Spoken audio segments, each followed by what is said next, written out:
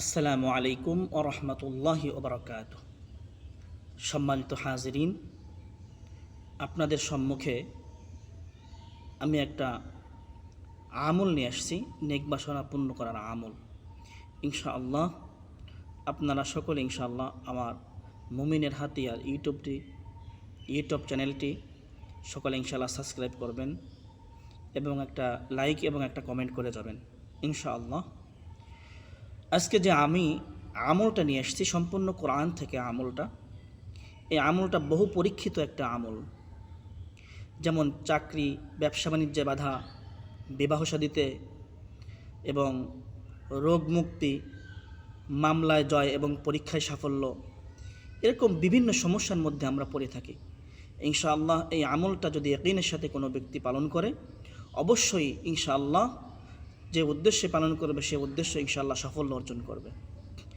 এই আমলের নিয়ম হচ্ছে, সর্বপ্রথম জুমআ অর্থাৎ শুক্রবার থেকে এই আমলটা শুরু করতে হবে। শুক্রবারের দিন অর্থাৎ পবিত্র কোরআনুল কারীমের একমা মুনজিল অর্থাৎ সূরা বাকারা হতে শুরু করিয়া সূরা মায়েদা পর্যন্ত পাঠ করতে হবে।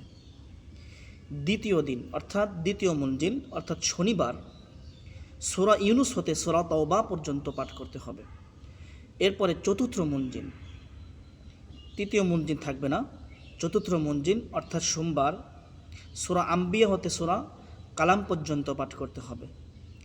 এরপর পঞ্চম মুনজিল অর্থাৎ মঙ্গলবার সূরা আনকাবুত হতে সূরা সাদ পর্যন্ত পাঠ করতে হবে। ষষ্ঠ মুনজিল অর্থাৎ সূরা ঝুমার হতে সূরা আর রহমান পর্যন্ত পাঠ করতে হবে। সপ্তম মুনজিল অর্থাৎ সূরা ওয়াকিয়া হতে সূরা নাস পর্যন্ত পাঠ করতে হবে। উল্লেখ থাকে যে কোনো ব্যক্তি যদি অসৎ উদ্দেশ্যে এই আমলটি করে, সম্পূর্ণরূপে তার বিপরীত ফলিবে।